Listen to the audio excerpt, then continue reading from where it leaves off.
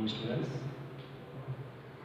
આજના લેક્ચરમાં આપણે શ્રેણીકોના પ્રકાર વિશે ચર્ચા કરીશું. જુદા જુદા પ્રકારના શ્રેણીકો આવશે, એને કયા નામથી ઓળખાય તેની વાત કરીશું. તો સૌથી પહેલા લઈએ આપણે સ્તંભ શ્રેણી. સ્તંભ શ્રેણી, હવે જોજો નામમાં શ્રેણીની આગળ સ્તંભ લખ્યું, એનો મતલબ સ્તંભ શ્રેણી કોને કહેવાય? તો કે જે શ્રેણીમાં સ્તંભની સંખ્યા એક જ હોય, સ્તંભની સંખ્યા એક હોય, હાર વધારે હોય પણ સ્તંભ એક જ હોય, તો એવા શ્રેણીને સ્તંભ શ્રેણી કહેવાય. એનું ઉદાહરણ જોઈએ. 2 અને માઈનસ, આ સ્તંભ શ્રેણીનું ઉદાહરણ છે. જો આમાં એક જ સ્તંભ છે, સ્તંભ એક જ છે, હાર બે છે. એવી જ રીતે 3 - 1 4, આ પણ સ્તંભ શ્રેણી છે. આમાં હાર કોણ છે? તો પહેલી હાર, બીજી હાર, ત્રીજી હાર, પણ સ્તંભ એક જ છે.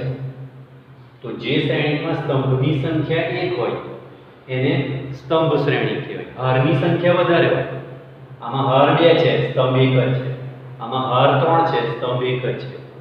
એટલે સ્તંભ શ્રેણીની વ્યાખ્યા શું? જે શ્રેણીમાં સ્તંભની સંખ્યા માત્ર એક જ હોય, હાર વધારે હોય પણ સ્તંભની સંખ્યા એક જ હોય, એવા શ્રેણીને સ્તંભ શ્રેણી કહેવાય. એવી રીતે બીજો પ્રકાર લઈએ, હાર શ્રેણી. આમાં શું થશે? સિમ્પલ. જે રીતે સ્તંભ શ્રેણી હોય એમાં સ્તંભની સંખ્યા એક, રીતે હાર શ્રેણી હોય તેમાં હારની સંખ્યા એક જ હોય. તો જે શ્રેણીમાં હારની સંખ્યા એક હોય, હારની સંખ્યા એક જ હોય, સ્તંભ વધારે છે, પહેલો સ્તંભ, બીજો સ્તંભ, ત્રીજો સ્તંભ, ચોથો સ્તંભ, પણ હાર એક જ છે, તો આને હાર શ્રેણી કહેવાય. બીજું ઉદાહરણ લઈએ, 2 - 1 4, આમાં હાર એક જ છે, સ્તંભ 3 છે. તો જે શ્રેણીમાં હારની સંખ્યા એક જ હોય, સ્તંભ વધારે હોય પણ હારની સંખ્યા એક જ હોય, એવા શ્રેણીને હાર શ્રેણી કહેવાય. પછી ત્રીજો પ્રકાર છે ચોરસ શ્રેણી. ચોરસ શ્રેણી, ચોરસ શ્રેણીની વ્યાખ્યા શું થશે? જે શ્રેણીમાં હાર અને સ્તંભની સંખ્યા સરખી હોય, જેટલી હાર હોય ને એટલા જ સ્તંભ. દાખલા તરીકે 1 3 0 5. હવે જો આમાં હાર કેટલી છે? પહેલી હાર, બીજી હાર, એટલે બે હાર થઈ. સ્તંભ કેટલા છે? પહેલો સ્તંભ, બીજો સ્તંભ, એટલે બે સ્તંભ થયા. તો હાર પણ બે છે અને સ્તંભ પણ બે છે. તો હાર અને સ્તંભની સંખ્યા સરખી હોય એવા શ્રેણીને ચોરસ શ્રેણી કહેવાય. બીજું ઉદાહરણ લઈએ, 2 - 1 3 0 4 5 -1 -3 -2. આ પણ ચોરસ શ્રેણી થયું. કેમ? તો કે એમાં હારની સંખ્યા કેટલી છે? પહેલી હાર, બીજી હાર, ત્રીજી હાર. સ્તંભની સંખ્યા કેટલી છે? પહેલો સ્તંભ, બીજો સ્તંભ, ત્રીજો સ્તંભ. એટલે 3 હાર છે અને 3 સ્તંભ છે. તો આમાં હાર અને સ્તંભની સંખ્યા સરખી થઈ, માટે આને ચોરસ શ્રેણી કહેવાય. તો આ ચોરસ શ્રેણીની વાત થઈ. સ્તંભ શ્રેણી કોને કહેવાય? તો કે જે શ્રેણીમાં સ્તંભની સંખ્યા એક જ હોય, હાર વધારે હોય પણ સ્તંભની સંખ્યા એક જ હોય, એને સ્તંભ શ્રેણી કહેવાય. હાર શ્રેણી કોને કહેવાય? તો કે જે શ્રેણીમાં હારની સંખ્યા એક જ હોય, સ્તંભ વધારે હોય પણ હારની સંખ્યા એક જ હોય, એને હાર શ્રેણી કહેવાય. ચોરસ શ્રેણી કોને કહેવાય? તો કે જે શ્રેણીમાં હાર અને સ્તંભની સંખ્યા સરખી હોય, જેટલી હાર હોય એટલા જ સ્તંભ હોય, બે હાર બે સ્તંભ, આમાં 3 હાર 3 સ્તંભ, હાર અને સ્તંભની સંખ્યા સરખી, માટે આ ચોરસ શ્રેણી કહેવાય. એવી જ રીતે ચોથો પ્રકાર જોઈએ,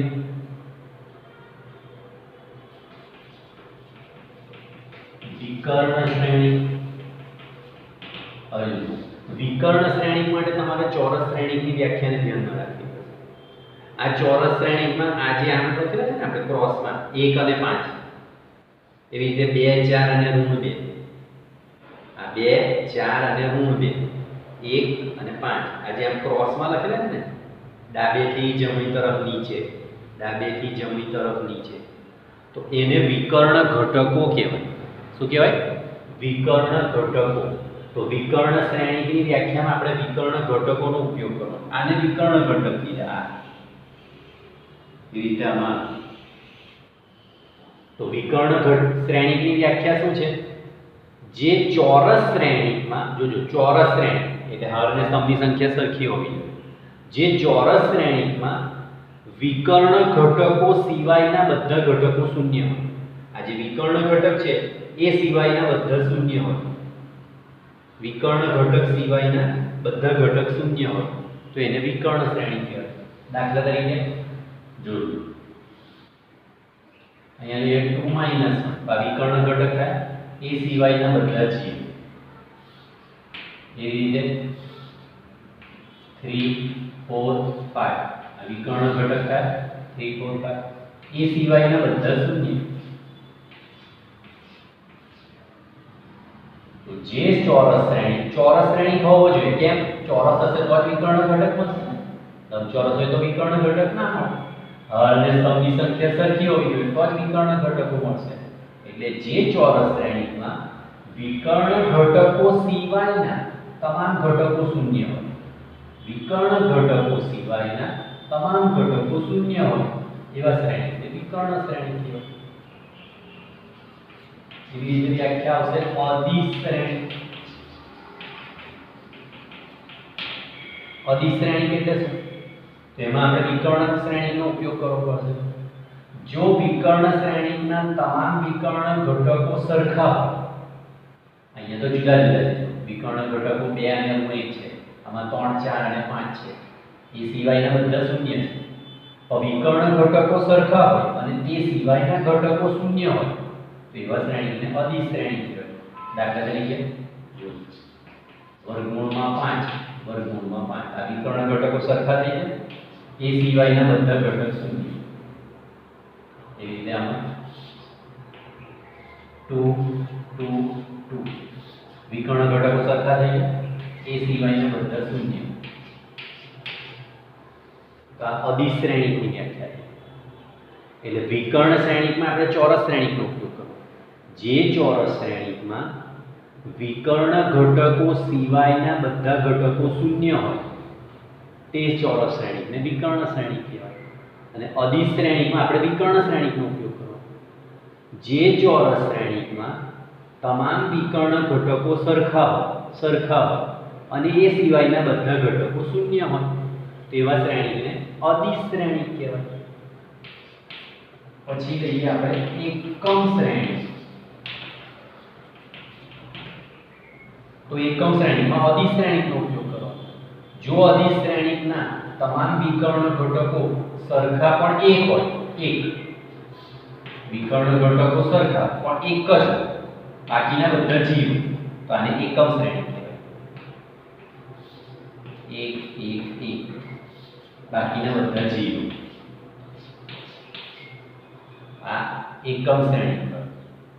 એટલે એકમ શ્રેણી તમને અધિશ્રેણી જેવો દેખાય. વિકર્ણ ઘટકો સરખા પણ આમાં વિકર્ણ ઘટકો કોઈ બી હોય, સરખા પણ કોઈ પણ હોય, 2 2 2 3 3 3 -4 -4 -4 -4 -7 -7 વર્ગમૂળમાં 5 વર્ગમૂળમાં 5 વર્ગમૂળમાં 2 વર્ગમૂળમાં 2 સરખા હોય પણ એક સિવાય ના હોય તો એને અધિશ્રેણી કહેવાય. સરખા હોય ને એક જ હોય, બધા વિકર્ણ ઘટકો એક જ હોય, બધા વિકર્ણ ઘટકો એક જ હોય ને બાકીના બધા શૂન્ય, તો એવા શ્રેણીને એકમ શ્રેણી કહેવાય. એવી જ રીતે શૂન્ય શ્રેણી. શૂન્ય શ્રેણી કોને કહેવાય? જે શ્રેણીના બધા ઘટકો શૂન્ય હોય, બધા શૂન્ય, તમામે તમામ ઘટક શૂન્ય હોય.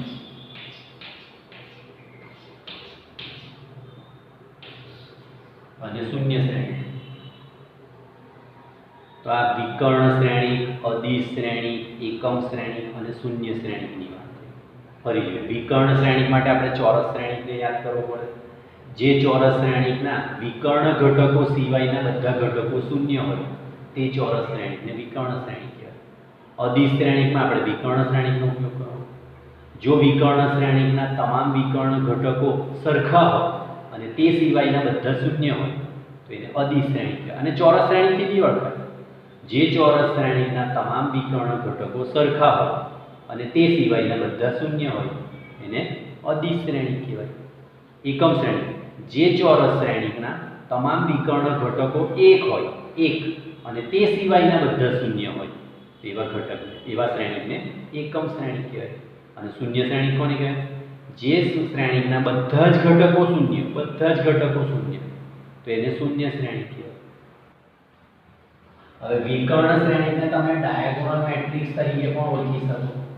Diagonal matrix.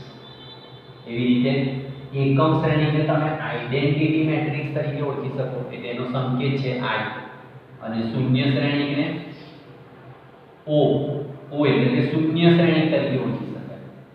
O લખેલું છે O એટલે બધા ઘટકો શૂન્ય, એટલે શૂન્ય શ્રેણીક કહેવાય. તો એનો સંકેત છે શૂન્ય શ્રેણીક. આ આઇડેન્ટિટી મેટ્રિક્સ એટલે કે એકમ શ્રેણીક, અને આ ડાયાગોનલ મેટ્રિક્સ એટલે કે વિકર્ણ શ્રેણીક. તો આપણે 7 પ્રકાર જોયા. શ્રેણીકોના 7 પ્રકાર જોયા. કયા? સ્તંભ શ્રેણીક. કોને કહેવાય સ્તંભ શ્રેણીક? જે શ્રેણીકના બધા જ ઘટકો જે શ્રેણીકના સ્તંભની સંખ્યા એક જ હોય. હર વધારે હોય પણ સ્તંભની સંખ્યા એક જ હોય. એટલે કે જે શ્રેણીકમાં એક જ સ્તંભ હોય એવા શ્રેણીકને સ્તંભ શ્રેણીક કહેવાય. એટલે હર શ્રેણીક કોને કહેવાય? જે શ્રેણીકમાં એક જ હર હોય તેવા શ્રેણીકને હર શ્રેણીક કહેવાય. ચોરસ શ્રેણીક કોને કહેવાય? જે શ્રેણીકમાં હરની સંખ્યા અને સ્તંભની સંખ્યા સરખી હોય. હરની સંખ્યા અને સ્તંભની સંખ્યા સરખી હોય એવા શ્રેણીકને ચોરસ શ્રેણીક કહેવાય. વિકર્ણ શ્રેણીક કોને કહેવાય? જે ચોરસ શ્રેણીકના વિકર્ણ ઘટકો સિવાયના બધા ઘટકો શૂન્ય હોય. જો વિકર્ણ ઘટકો સિવાયના બધા ઘટકો શૂન્ય હોય એવા શ્રેણીકને વિકર્ણ શ્રેણીક કહેવાય. પછી જોઈએ અદિશ શ્રેણીક. જે ચોરસ શ્રેણીકના વિકર્ણ ઘટકો સરખા અને તે સિવાયના બધા શૂન્ય, એવા શ્રેણીકને અદિશ શ્રેણીક કહેવાય. પછી એકમ શ્રેણીક. જે ચોરસ શ્રેણીકના તમામ વિકર્ણ ઘટકો એક પણ તે સિવાયના બધા શૂન્ય, તેવા શ્રેણીકને એકમ શ્રેણીક કહેવાય. અને શૂન્ય શ્રેણીકમાં જે શ્રેણીકમાં જો હવે આમાં ચોરસ હોવો જરૂરી નથી, આમાં તમારે લંબચોરસ શ્રેણીક બી હોઈ શકે. આવું બી તમે ઉદાહરણમાં બધા ઘટક શૂન્ય, એટલે જે શ્રેણીકમાં તમામ ઘટકો શૂન્ય હોય એવા શ્રેણીકને શૂન્ય શ્રેણીક કહેવાય. તો આ જુદા જુદા શ્રેણીકોના પ્રકાર થાય. સ્તંભ શ્રેણીક, હર શ્રેણીક, ચોરસ શ્રેણીક, વિકર્ણ શ્રેણીક, અદિશ શ્રેણીક, એકમ શ્રેણીક અને શૂન્ય શ્રેણીક. હવે દરેક શ્રેણીકના જે આપણે ઉદાહરણ દેખાય ને એ ઉદાહરણમાં આપણે એની કક્ષા લખીએ. તો કક્ષામાં તમારે યાદ શું રાખવાનું? પહેલા હર લખવાની, પછી ગુણ્યા કરીને સ્તંભ લખવાનું. તો આ એની કક્ષા થશે. કોઈ પણ શ્રેણીકની કક્ષા લખવી હોય તો હર ગુણ્યા સ્તંભ. જોજો આમાં હર કેટલી? પહેલી હર, બીજી હર, એટલે બે હર થઈ. સ્તંભ કેટલા? એક જ, 2/1. તો આ શ્રેણીકની કક્ષા થઈ 2/1. એવી રીતે આમાં જો પહેલી હર, બીજી હર, ત્રીજી હર, એટલે 3 હર થઈ. અને સ્તંભ એક જ છે 3/1. તો આ શ્રેણીકની કક્ષા 3/1 થઈ. તો જો સ્તંભની સંખ્યા એક જ આવશે, હર જુદી જુદી હશે પણ સ્તંભ એક જ આવશે, તો આ સ્તંભ શ્રેણીકનું ઉદાહરણ. એવી રીતે આની કક્ષા લખવી હોય તો હર એક જ છે એટલે 1/, સ્તંભ પહેલો સ્તંભ, બીજો સ્તંભ, ત્રીજો સ્તંભ અને ચોથો સ્તંભ, તો 1/4. એવી રીતે આમાં હર એક જ છે અને સ્તંભ પહેલો સ્તંભ, બીજો સ્તંભ, ત્રીજો સ્તંભ, એટલે 1/3. બરાબર ને? 1/3.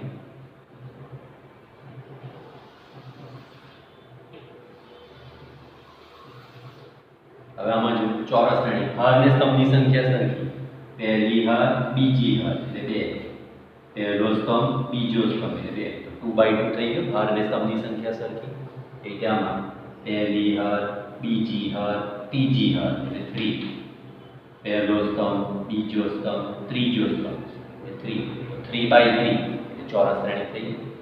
હવે આમાં વિકર્ણ શ્રેણી, 2 હર, 2 સ્તંભ એટલે 2/2, 3 હર, 3 સ્તંભ એટલે 3/2, 2 હર, 2 સ્તંભ એટલે 2/2, 3 હર, 3 સ્તંભ એટલે 3/2, 2 હર, 2 સ્તંભ એટલે 2/2.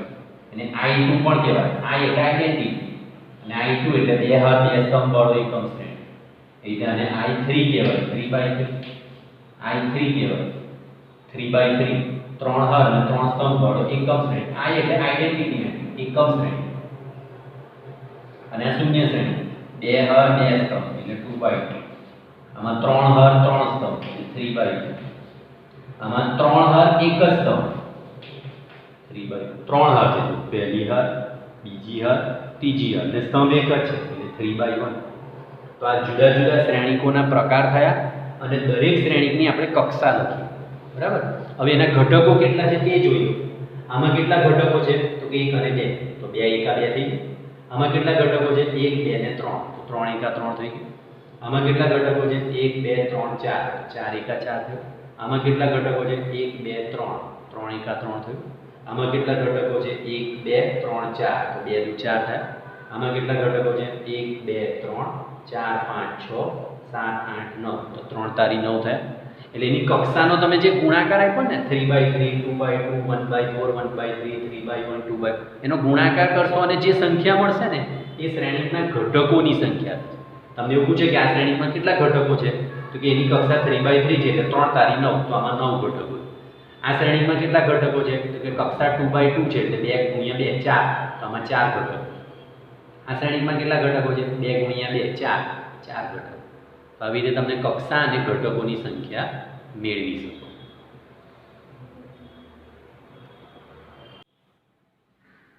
હવે આપણે બે શ્રેણીકોની સમાનતાની વાત કરીએ. આ કોઈ એક શ્રેણી છે x5 -2 અને y, અને આ કોઈ શ્રેણી b છે, બીજો શ્રેણી છે -1 p q અને 3. આ એક શ્રેણી છે, આ બીજો શ્રેણી છે. આ બંને શ્રેણીકો સમાન છે, સમાન છે. તો તમારે જે અજ્ઞાત પદ છે x અને y, p અને q તે શોધવાનું. તો બે શ્રેણીકો સમાન હોય તો એને માટે યાદ શું રાખવાનું? એક તો સૌથી પહેલા બંનેની કક્ષા સરખી હોવી જોઈએ. આ કયા પ્રકારનું શ્રેણી છે? 2/2 છે, 2 હર 2 સ્તંભ. આ કયા પ્રકારનું શ્રેણી છે? 2/2, 2 હર 2 સ્તંભ. તો એક તો સૌથી પહેલા બંનેની કક્ષા સરખી હોવી જોઈએ. 2/2 2/2 કક્ષા સરખી. અને બીજું એના અનુરૂપ ઘટકો સરખા હોવા જોઈએ. અનુરૂપ ઘટક એટલે આ પહેલો ઘટક બરાબર પહેલો ઘટક થાય, આ બીજો ઘટક બરાબર બીજો ઘટક થાય, આ ત્રીજો ઘટક બરાબર ત્રીજો ઘટક થાય, એ રીતે આ ચોથો ઘટક બરાબર આ ચોથો ઘટક થાય. તો બે શ્રેણીકોની સમાનતાની વ્યાખ્યા શું કહે છે?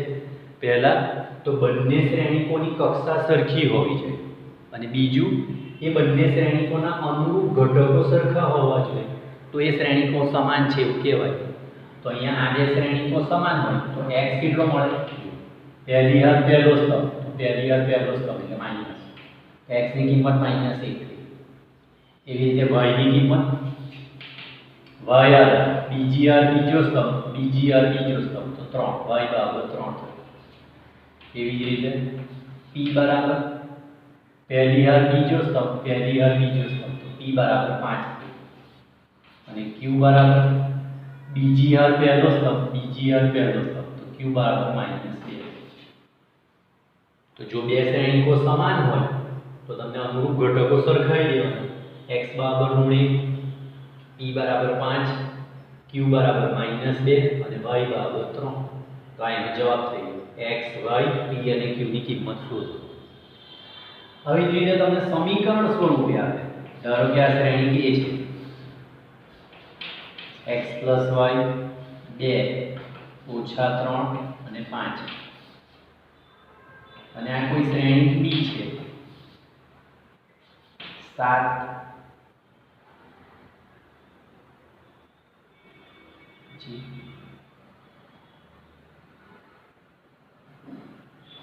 x - y 2 અને √3. જો A અને B સમાન શ્રેણીકો હોય તો x અને y શું? હવે આ દાખલામાં તમારે શું કરવું છે? આ બે શ્રેણી આપેલા, આ શ્રેણી A છે અને આ શ્રેણી B છે. અને આપણને એવું કીધું કે જો A બરાબર B એટલે બે શ્રેણીકો સમાન હોય તો તમારે અજ્ઞાત પદ x અને y શોધવા.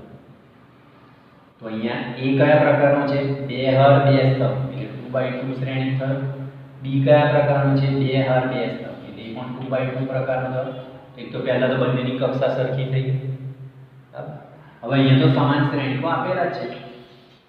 અહીં a બરાબર b હોવાથી શ્રેણી a x y 2 ઋણ 3 અને 5 બરાબર. હવે શ્રેણી b એટલે 7 2 ઋણ 3 અને x માઈનસ 1. તો બે શ્રેણીકોની સમાનતાનો ઉપયોગ કરો. અનુરૂપ ઘટક સરખાવો. પહેલો ઘટક બરાબર પહેલો ઘટક એટલે x y બરાબર 7. બીજો ઘટક ને બીજો ઘટક તો સરખો છે, બે ને બે તો સરખા છે. ત્રીજો ઘટક બરાબર ત્રીજો ઘટક એ બે પણ સરખા છે, -3 બરાબર માઈનસ. અને ચોથો ઘટક બરાબર ચોથો ઘટક તો x y બરાબર 5. તો આ સમીકરણ 1 છે અને આ સમીકરણ 2 છે. હવે બે સમીકરણને તમારે લોભની રીતે ઉકેલવાનું, જે તમે અગાઉના ધોરણમાં ભણી ગયા છો. બે સમીકરણ આપ્યા હોય તો એ સમીકરણને કેવી રીતે ઉકેલવાનું? લોભની રીતે ઉકેલી નાખો. તો આમાં x વધતા હોય છે અને આમાં x ઓછા હોય છે, તો સમીકરણ 1 ને 2 નો સરવાળો કરો. શું થશે?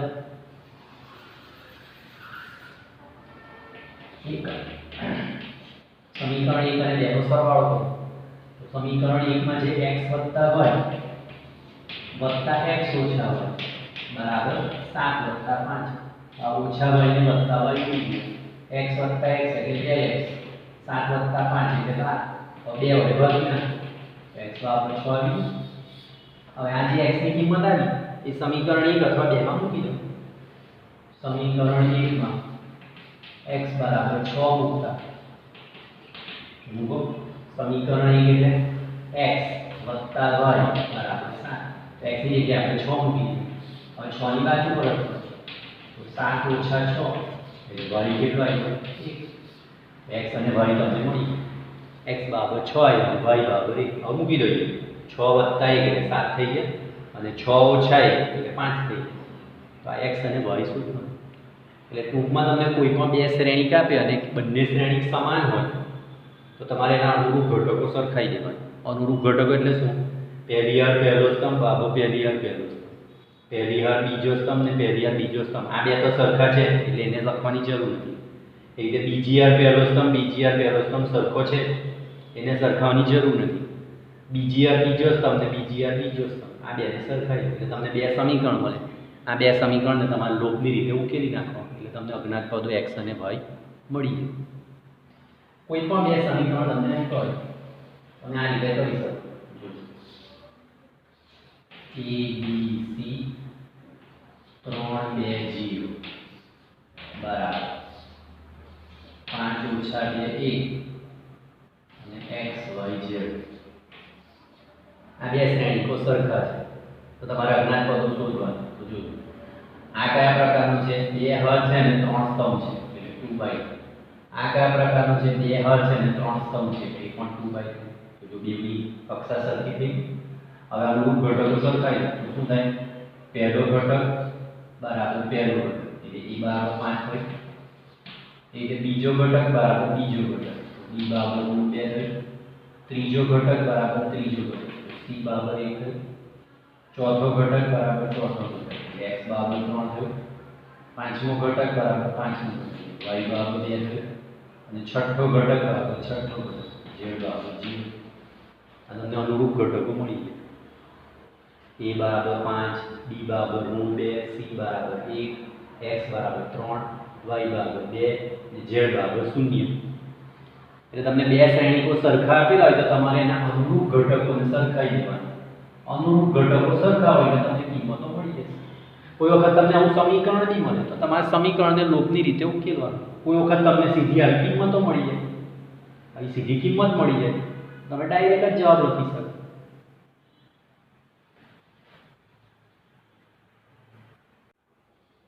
બીજું એક ઉદાહરણ શ્રેણીકો p બરાબર 3x + 2 4y - 1 a + b અને c 7 બરાબર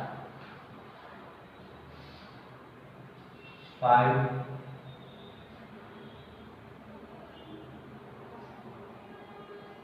-2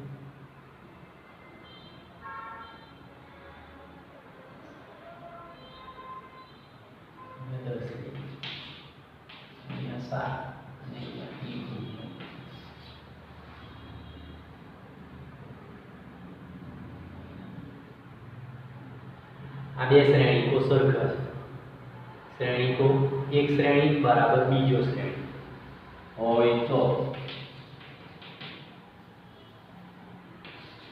જો આ બે શ્રેણીકો સમાન હોય તો a b x અને y શોધો ચલો અહીં પહેલો શ્રેણીક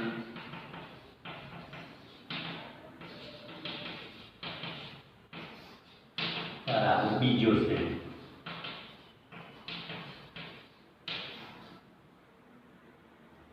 તો શું થાય બે શ્રેણીકોની સમાનતાનો ઉપયોગ કરીએ તો અનુરૂપ ઘટકો સરખા પહેલો ઘટક બરાબર પહેલો ઘટક એટલે 3x + 2 બરાબર 5 પછી બીજો ઘટક બરાબર બીજો ઘટક 4y - 1 બરાબર -2 પછી ત્રીજો ઘટક બરાબર ત્રીજો ઘટક a + b બરાબર 7 અને ચોથો ઘટક બરાબર ચોથો ઘટક a × b બરાબર 10 એ તમને કુલ 4 સમીકરણો મળ્યા આ 1 2 3 અને 4 આ પહેલાને સરખાઈ દઈએ 3x + 2 બરાબર 5 થઈ હવે આનું સાદું કરો તો 3x બરાબર +2 કેની બાજુ લઈ જાઓ એટલે 5 - 2 5 માંથી 2 જાય તો 3 3x બરાબર 3 હવે 3 વડે ભાગી નાખો 3 ભાગ્યા 3 એટલે 1 x ની કિંમત આવી ગઈ 1 હવે આ બાજુ 4y - 1 બરાબર 0 -1 ને આમ લઈ લો એટલે 4y બરાબર -2 -1 આ બાજુ જાય તો +1 4y બરાબર 1 માંથી 2 જાય તો -1 હવે 4 વડે ભાગી નાખો તો -1 ભાગ્યા 4 હવે y ની કિંમત એટલે x અને y તો તમને મળી ગયા હવે અહીંયા a + b બરાબર 7 છે તો આના પરથી b કેટલા થશે 7 - 1 વત્તા એના બાજુ લઈ તો ઓછા થશે આને નંબર 1 આપી અને આને નંબર 2 આપી હવે 1 અને 2 ને ઉકેલી નાખો આમાં a + b બરાબર 7 હતું તેના પરથી b બરાબર 7 - 1 થાય હવે 7 - 1 આમાં મૂકી દેવાનું તો 1 અને 2 પડે બે સમીકરણને ઉકેલવાનું તમે શીખી ગયા સમીકરણ 1 અને 2 પરથી શું થશે જોજો ab બરાબર 10 એમાં a ની જગ્યાએ b ની જગ્યાએ કેટલા મૂકવાના 7 - 1 તો b ની જગ્યાએ 7 - 1 મૂકી બરાબર 10 હવે કામ સોડવું 7 - a² બરાબર 10 હવે બંને પર કેવી બાજુ એટલે a² - 7a + 10 બરાબર 0 હવે 10 ના અવયવ પાડીને 7 ના 5 × 10 અવયવ તો શીખી ગયા 10 ના અવયવ પાડો 5 × 10 અંતિમ પદ ધન છે એટલે સરવાળો કરો 5 × 2 = 7 અને બંને નિશાની મધ્યમ પદ ની એટલે આનો અવયવ પડશે a - 5 × a - 2 હવે 2 નો ગુણાકાર 0 એટલે પહેલું 0 અથવા બીજું 0 હવે જે બે ભાગ પડે આ a કેટલા આવ્યા 5 અને એમાં a કેટલા આવ્યા 2 હવે આ a ની કિંમત 1 માં મૂકી દો તો પરિણામ 1 પરથી b બરાબર શું થશે 7 - 1 તો a કેટલા છે 5 7 માંથી 5 જાય તો 2 એટલે b ની કિંમત 2 હવે એ રીતે આ બાજુ 1 પરથી b બરાબર કેટલા 7 - 1 a ની જગ્યાએ કેટલા મૂકવાના 2 7 માંથી 2 જાય તો 5